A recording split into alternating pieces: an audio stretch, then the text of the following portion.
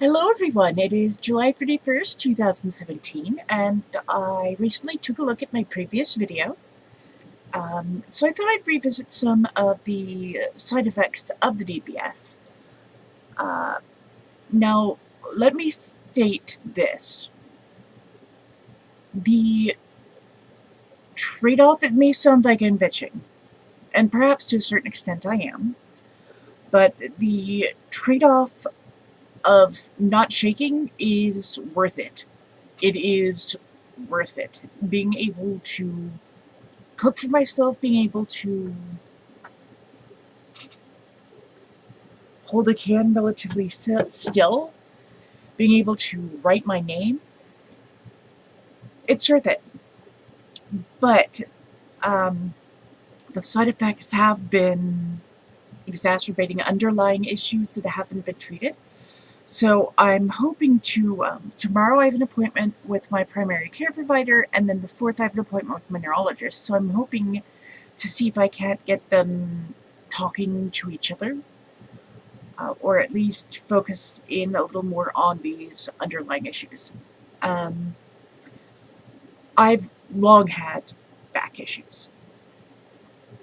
I used to be very active in dance and gymnastics, even when I was relatively, I would say I was average weight at the time for my height, but I was still larger than everyone else around me, if you get what I'm saying. Um, 5'8" and 171 pounds at 7th grade is interesting. Um, so in any case, underlying back problems. I have scar tissue on my, or did at some point in time, have scar tissue on my SI joints. That was pointed out to me by a massage therapist. Um, and I've had consistent lower back problems and hip problems for many, many years. December, before the surgery, I slipped and fell twice while at a live-action role-playing event. Um, Big deal. I broken my leg at a live-action role-playing event, so slipping and falling is like, now having said that, I'm not a spring chicken anymore. When I broke my leg at a LARP, I was 29. Now I'm 37, so...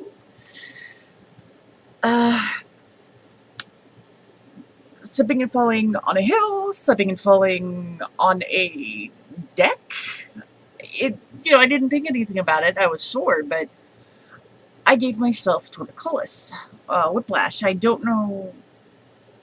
I do know that I've touched upon this briefly in my previous video.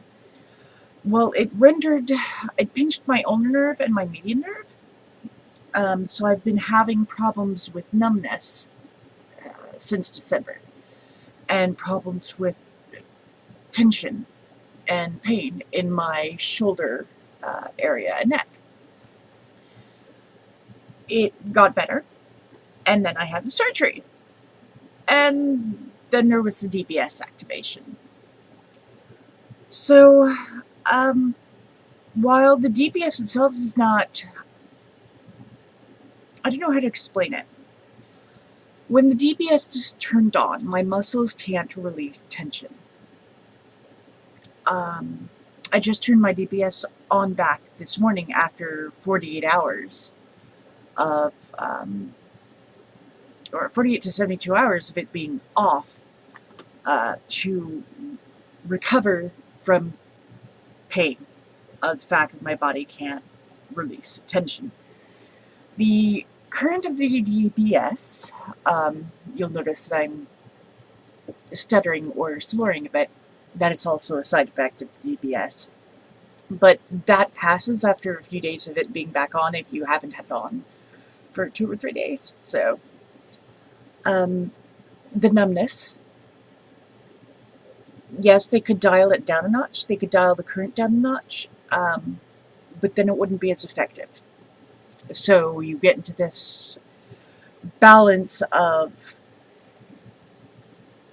okay, does it treat the tremors versus the side effects? And they don't want the side effects to eclipse the good that the DBS unit is doing. But at the same point in time, you also have to accept that with this process, there's going to be some side effects that you're going to have to deal with for as long as you have DBS, whether it's that is permanently or whether, it's only for a few years. Some people get it taken out when it stops working. Other people use a combo of DBS meds. So back to the side effects, numbness. A lot of that. It goes away after I turn it off, and for about 2 or 3 days. Stiffness. I, without the DBS unit on, can type 108 words per minute, more or less. With it on, I can type more like 70 words per minute, and I've noticed some difficulties in getting my fingers to apply the pressure that is needed to press the right keystrokes. So spelling, I feel like I have fat fingers, essentially.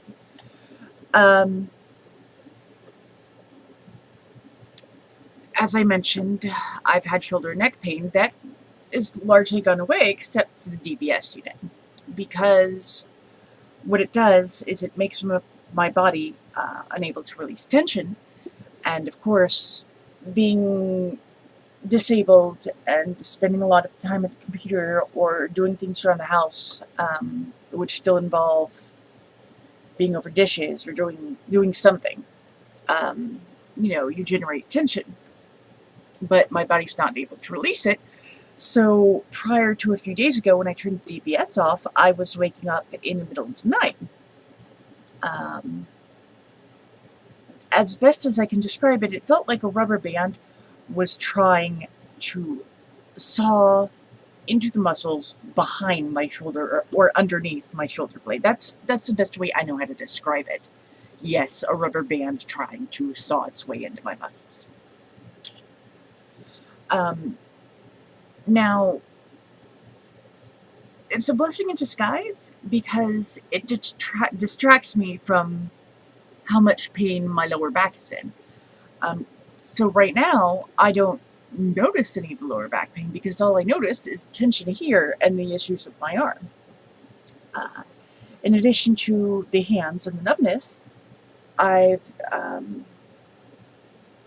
got a spot on the inner elbow.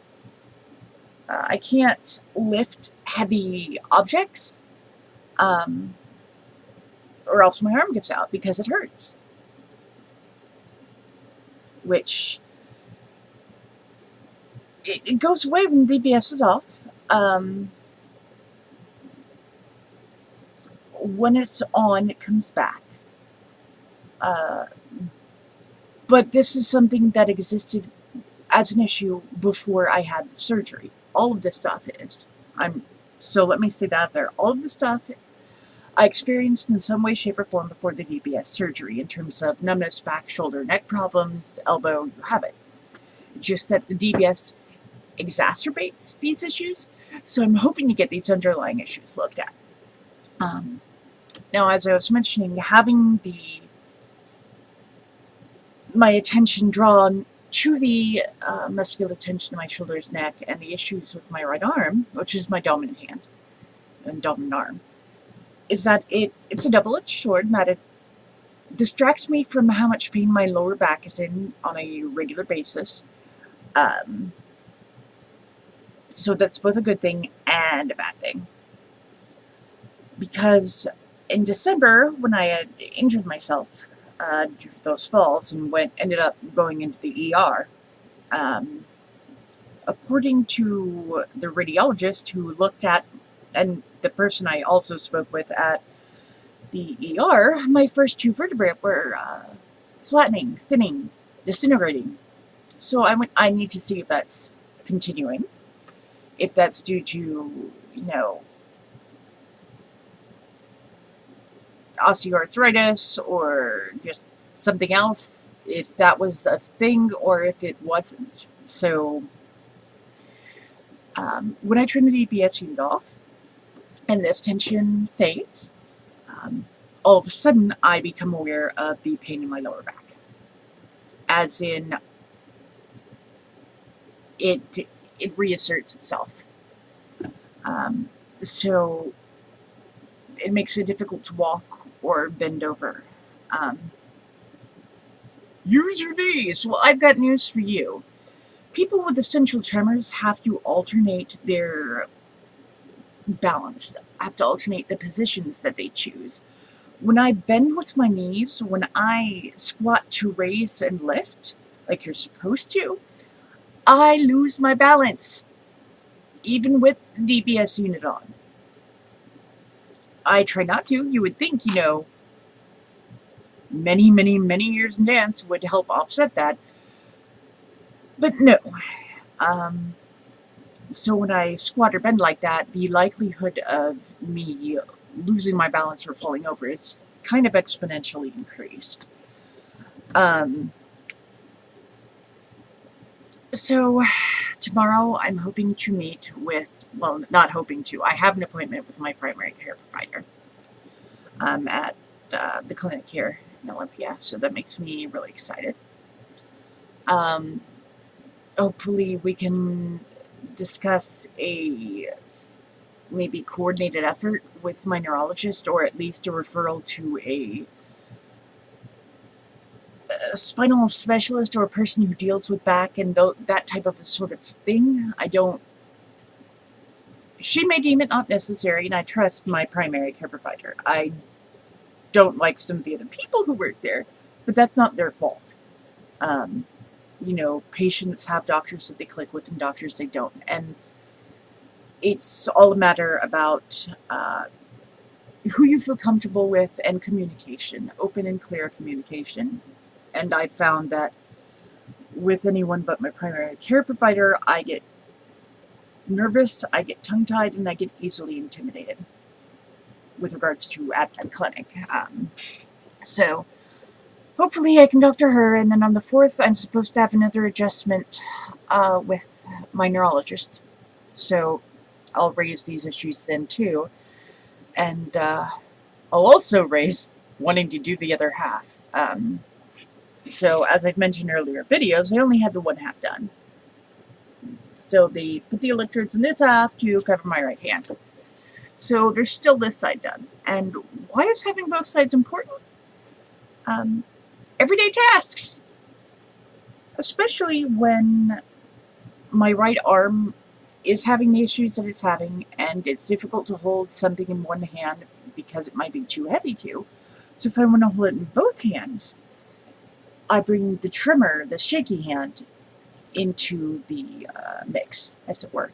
And once you have something shaking, it affects the rest of your body.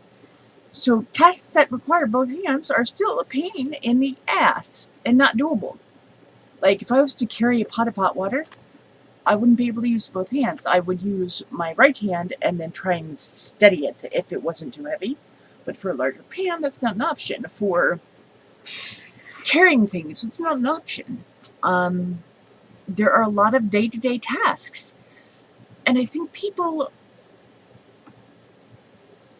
underestimate or take for granted what it is like to have skilled or steady hands.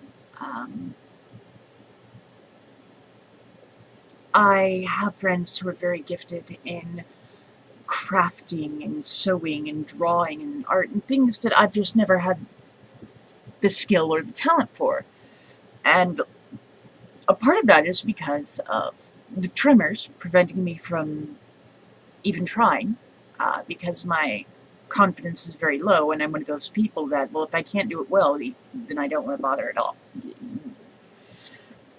I don't know how to describe it. It's like I'm a procrastinating perfectionist, which explains why I only get partially done with the things that I want to get done at any given time.